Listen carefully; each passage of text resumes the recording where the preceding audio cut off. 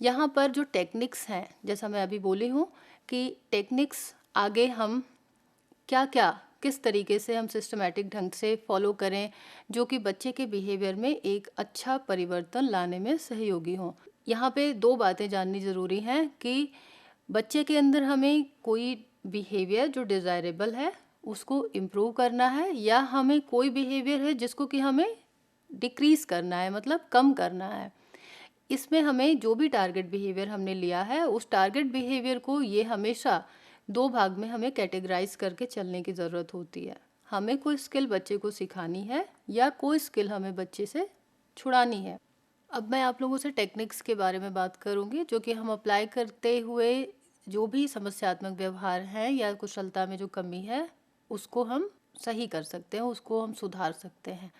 इसमें desirable behaviour या undesirable behaviour दोनों के ऊपर काम किया जा सकता है इन टेक्निक्स को अप्लाई करते हुए।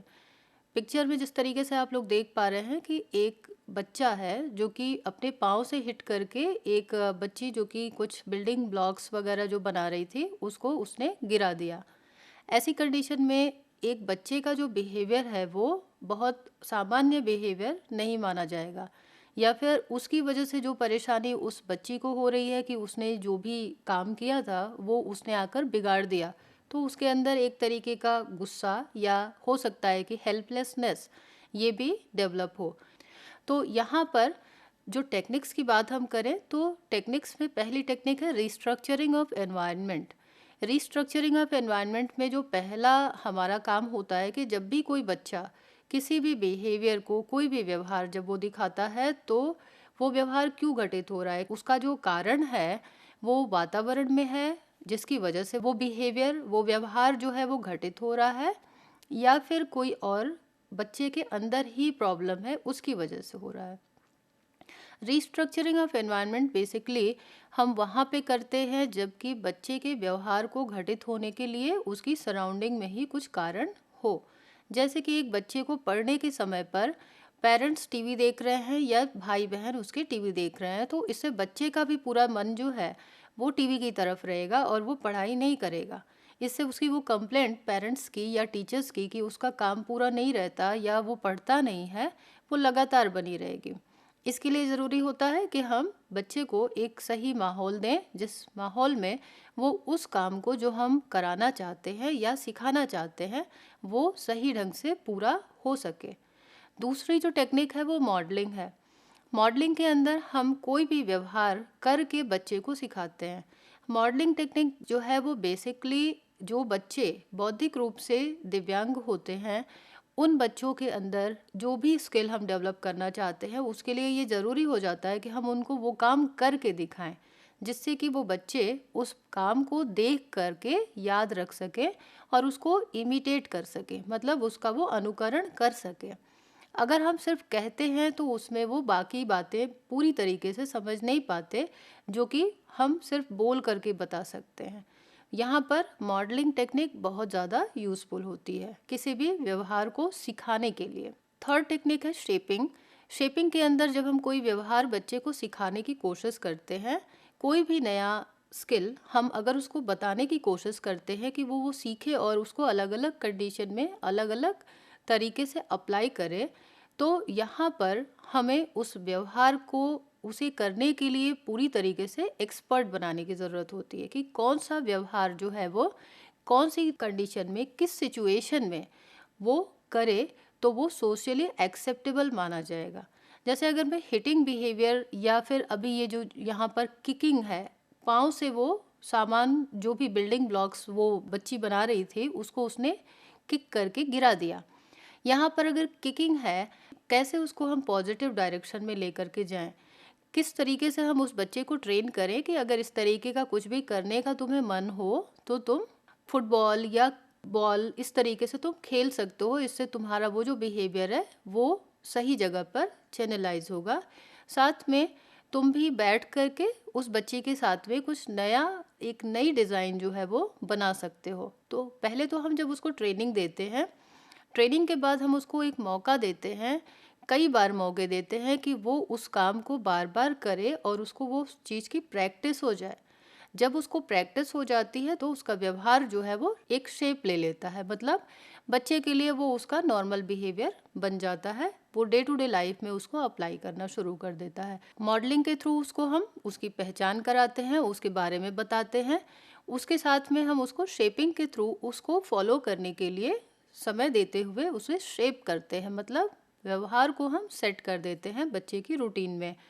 अगर उस व्यवहार को करने के दौरान किसी तरीके का कन्फ्यूज़न या किसी तरीके की कोई ऐसी बात देखने को मिलती है कि बच्चा बोर हो जा रहा है या कन्फ्यूज़न की वजह से उस काम को छोड़ने की कोशिश कर रहा है, तो यहाँ पे प्रॉम्प्टिंग टेक्निक बहुत ज़्यादा यूज़फुल होती है।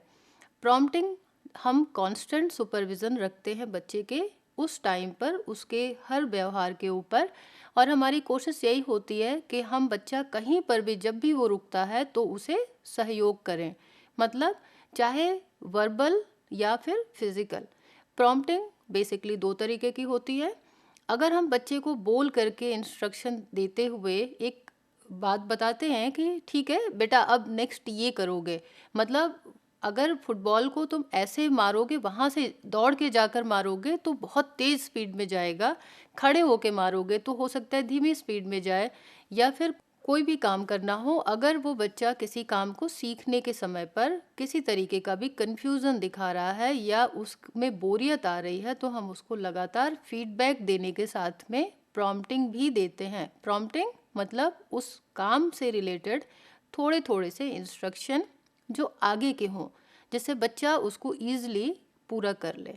यहाँ पर प्रॉम्प्टिंग जैसा मैं बोली हूँ कि वर्बल भी होती है और फिज़िकल भी होती है। वर्बल प्रॉम्प्टिंग जो कि हम सिर्फ मुंह से बोल करके उसको आगे के लिए इंस्ट्रक्शन देते हैं, और फिज़िकल मतलब हम उसके हाथों को थोड़ा सा सपोर्ट देते हुए उस काम को करने में उसकी मदद करते हैं। एग्ज़ाम्पल के तौर पे अगर मैं बोलूँ तो मैं ब्रशिंग को अगर यहाँ पर लूँ तो ब्रश उठाना, देन पेस्ट को उठाओ, पेस्ट को कैसे लगाओ हम मुंह से बोल के बताते हैं, लेकिन अगर बच्चा नहीं कर पाता है तो हम उसको ब्रश कहाँ है, ब्रश तक ले जाते हैं, ब्रश बोलते हैं कि तुम इसमें से अपना ब्रश उठा लो, देन पेस्ट को कैसे आप ओपन करो, टूथपेस्ट की ट्यूब को कैसे आप ब्रश को पकड़ो, कैसे लगाओ, इसमें हम उसको फिज़िकल थोड़ा सपोर्ट देते हुए उसके हाथों को पकड़ते हुए या हाथों को उस डायरेक्शन में मूव करते हुए हम उसे ट्रेन करते हैं। ये फिज़िकल प्रॉम्प्टिंग हुई। पांचवी टेक्निक की अगर मैं बात करूँ तो क्यूइंग है। क्यूइंग में जिसमें कि हम बच्चे को जब कोई ट्रेनिंग देते हैं तो हम आगे के लिए कुछ संकेत उसको देते हैं रिमाइंड कराने मतलब एक तरीके से जब बच्चा कोई काम कर रहा है और थोड़ा कंफ्यूज सा दिख रहा है कि हमें आगे क्या करना है, मैं बहुत श्योर नहीं हूँ, तो ये करना है कि ये लेना है, ऐसी बहुत बातें होती हैं, किधर जाना है, अगर ए लिखना है तो हम कहाँ से शुरू करें, कौन सी लाइन तक जाएं, अगर हमें कोई काम करना है तो कैसे करें, इसमें क्यूइंग एक बहुत बड़ा रोल रखता है। या एग्जाम्पल के तौर पे यहाँ पे मैं एक बोलूँगी जो कि हर पेरेंट्स करते हैं। कोई राइम सिखाते समय बच्चे को जब हम सिखाते हैं तो बच्चे को पहला लेटर याद नहीं आता, उसको हमें बोलने की ज़रूरत होती है। जब हम फर्स्ट वर्ड बोल देते हैं, फर्स्ट साउंड बोल देते हैं, तो वहाँ से भी वो बच्चा शुरू कर देता है बोलना। लेकिन जब कभी भी थोड़ा सा अटकता है तो हम उसको बीच में थोड़ा सा फिर से एक हिंट देते हैं, हिंट में हम अगला वर्ड बोल देते हैं या अगला साउंड बोलते हैं, जिसकी वजह से बच्चा उसको कैच कर लेता है और वो फिर कंप्लीट कर जाता है। ऐसे जितनी बार भी होता है, जब जब हम उसको सपोर्ट देते हैं तो बच्चे का इंटरेस्ट बना रहता है उस काम को करने के लिए, और उस इंटरेस्ट के साथ में वो बच्चा उस चीज़ को रिपीट करने के साथ ही उसका वो बिहेवियर कहीं ना कहीं सही ढंग से वो करने के लिए एक्सपर्ट हो जाता है। यहाँ पर शेपिंग हो रही है, क्यूइंग की मदद से बच्चे के उस बिहेवियर की शेपिंग भी हो रही है।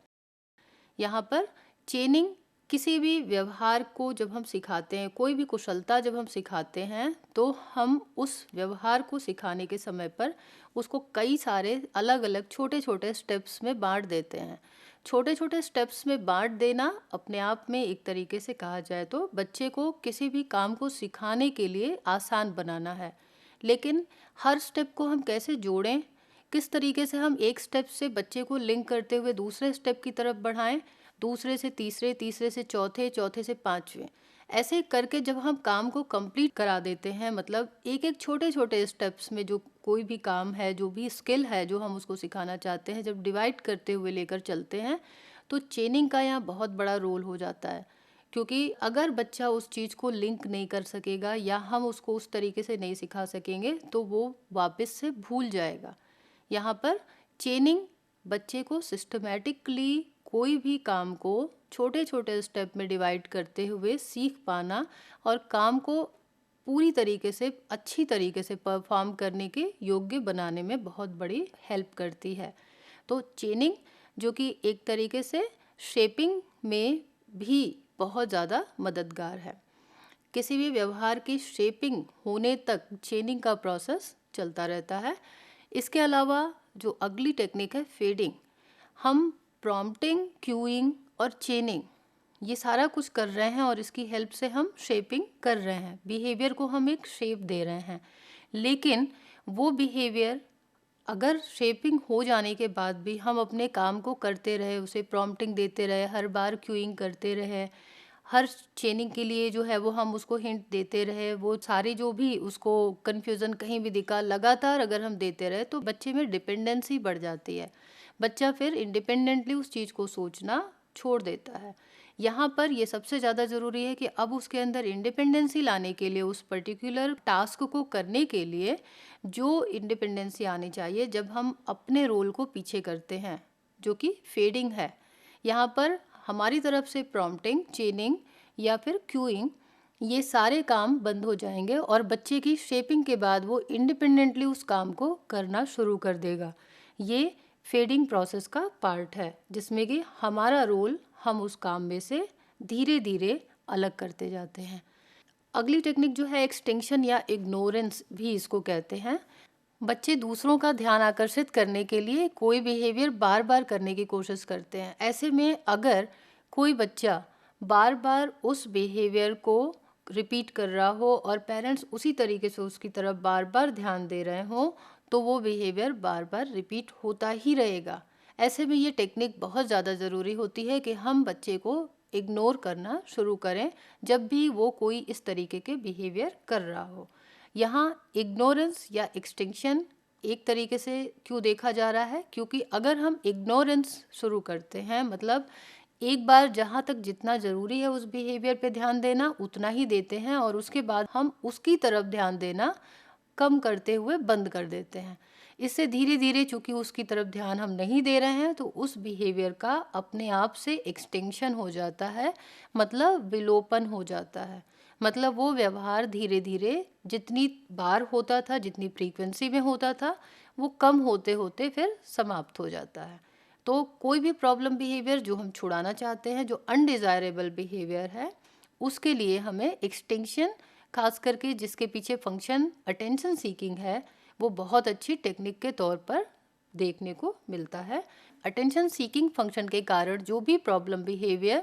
बार बार घटित हो रहे हैं, उन बिहेवियर को हम इग्नोर करते हुए उसको गायब या समाप्त कर सकते हैं। यहाँ पर नेक्स्ट टेक्निक है जिसके बारे में मैं आप लोगों को बताने जा रही हूँ, वो है टोकन इकोनॉमी। टोकन इकोनॉमी जो है वो एक तरीके की वो टेक्निक है जिसमें हमको बच्चे को ये समझाने की ज़रूरत होती है कि ये जो बिहेवियर जो डिज़ायरेबल है, जो हम चाहते हैं कि तुम बार बार करो, वो बिहेवियर तुम जितनी बार करोगे दिन भर में, हम तुमको उसके हिसाब से ही जो भी गिफ्ट तुम चाहते हो वो गिफ्ट हम तुम्हें देंगे। जैसे कि हमने सेट कर दिया कि सुबह से लेकर शाम तक अगर तुम किसी अपने भाई बहन को या कोई भी इस तरीके का बिहेवियर नहीं करोगे जो कि मारने का बिहेवियर है, अगर तुम नहीं करोगे, सुबह से लेकर शाम तक, रात तक अगर कोई भी ऐसी रिपोर्ट नहीं मिली, तो रात में तुम्हें हम पास के पार्क में टहलाने ले जाएंगे, जो कि बच्चा चाहता है कि वहाँ पर वो जाए और खेले। ऐसी कंडीशन में उसको दिन भर इस बात पर उसका ध्यान रहता है कि वो उस काम को ना करे। लेकिन यहाँ पर जब हम उसके किसी बिहेवियर को, जैसे कि तुम जितनी बार पढ़ाई करोगे, जितनी बार तुम पढ़ने के लिए बैठोगे या जितने तुम अच्छे काम करोगे जो कि हम चाहते हैं कि तुम करो, तुम्हारे हर अच्छे काम के लिए हम तुमको एक एक टोकन देंगे। टोकन एक सिस्टम वो है जिसमें कि हम बोर्ड पर टिक मार्क या स्टार के तौर पे भी उसको रख सकते हैं, जिससे बच्चा सुबह से लेके शाम तक में अपने टोकन को काउंट कर सके। जिसमें कि हमको ये डिसाइड करने की ज़रूरत होती है कि 5 टोकन अगर हो गए तभी हम शाम को पार्क में टहलने जाएंगे। अगर 5 दिन भर में नहीं हुए तो हम नहीं जाएंगे। यहाँ पर ये डिपेंड करता है कि हम किस टाइप के काम के लिए किस तरीके की कंडीशंस बच्चे के सामने रख रहे हैं। ये बातें हो सकता है कि हम उसके लिए ओपनली यहाँ छोड़ दें कि तुम्हारे पास इसकी फ्रीडम है कि तुम कितनी बार अच्छे काम तुमसे कहा जा रहा है वो काम तुम करते हो। जब तक जितनी जल्दी तुम 20 टोकन अपने पास जमा लोगे तब तक जो है वो हम तुमको ये वाला जो गिफ्ट तुमको चाहिए हम नहीं देंगे। तो बच्चा ध्यान रखते हुए बहुत अच्छी तरीके से कोशिश करता है कि हम किसी तरीके का कोई भी समस्यात्मक व्यवहार न शो करें, क्योंकि जब भी इस तरीके का व्यवहार वो दिखाएगा उसको टोकन नहीं मिलेगा, लेकिन अगर अच्छा व्यवहार वो दिखाता है तो उसको टोकन मिलता है। और पेरेंट्स की कंडीशन है कि जब तुम्हारे पास 20 टोकन पूरे हो जाएंगे तो हम तुम्हारी ये वाली डिमांड पूरी कर देंगे। ये टोकन इकोनॉमी का सिस्टम है जिसमें बच्चे को हमको ये बात उसको समझाने की ज़रूरत होती है पहले, जिससे वो उसके हिसाब से ही अपना व्यवहार करे। जनरलाइजेशन, इसमें जब भी हम कोई भी व्यवहार बच्चे को सिखाते हैं तो बच्चे को इस बात की ट्रेनिंग दी जाती है कि वो किस तरीके से उसको किसी नॉर्मल सिचुएशन में कहीं और उसको वो जोड़ सके, इसकी भी ट्रेनिंग देने की ज़रूरत होती है। जैसे टेबल मैनर है एक तरीके से जो हम घर पे सिखा रहे हैं बच्चे को कि स्पून किस तरीके से पकड़ो, कैसे जो है वो अपनी ग्लास या प्लेट किस तरीके से अरेंज करो, इसको वो किस तरीके से सीखता है। और जो वो सीखता है उसको वो कैसे दूसरी जगह पे जैसे होटल में जाना या फिर किसी और के घर पर जाकर के वो कैसे करे, इस सारी बातों को उसको सिखाने की जो आर्ट है वो जनरलाइजेशन के अंदर सिखाने को मिलती हैं। मतलब बच्चे को कोई भी स्किल जो हम अपने घर के अंदर सिखा रहे हैं वो स्किल वो बाहर भी अप्लाई कर सके और सही ढंग से अप्लाई कर सके उस चीज़ को। ये कैसे करें, इसके लिए हमें जनरलाइजेशन टेक्निक के अंदर उसे लगातार प्रॉम्प्टिंग, क्यूइंग और एक तरीके से बोलूँ तो यहाँ चेनिंग का भी बहुत बड़ा रोल होता है के थ्रू हम उसे सपोर्ट रखते हुए जनरलाइजेशन में हेल्प करते हैं। डिस्क्रिमिनेशन, कोई भी बिहेवियर कब सही है कब गलत है। जैसे अगर मैं यहाँ पे बोलूँ कि किकिंग बिहेवियर, अगर बिल्डिंग ब्लॉक्स या कुछ इस तरीके का काम कोई कर रहा है, अगर वो किकिंग बिहेवियर जो है वो यहाँ हो रहा है तो वो गलत है, लेकिन अगर फुटबॉल है या बॉल है और प्लेग्राउंड है तो वहाँ पर वो बिहेवियर होना ज़रूरी है, अगर वहाँ नहीं हो रहा है तो गलत है। तो किसी भी व्यवहार के सही गलत सिचुएशन के हिसाब से उसकी नीड के हिसाब से बच्चे को समझते हुए उसको परफॉर्म करना, ये स्किल डिस्क्रिमिनेशन के अंदर हम सिखाते हैं जो कि स्पेशल नीड बच्चे होते हैं उनको, क्योंकि ये वाला जो डिफरेंशिएशन है वो बच्चों को समझ पाने में बहुत मुश्किल होती है। नेक्स्ट अगर मैं बोलूँ तो अभी हमने जो टेक्निक की बात किया है आप सभी लोगों से, ये सारी basically to improve desirable behaviour है, और कुछ जो हैं वो ऐसी एक तरीके से कहूँ तो यहाँ बच्चे में जो अटेंशन की वजह से जो प्रॉब्लम्स आ जाती हैं इन सभी स्किल के दौरान, उसको छुड़ाने का तरीका है।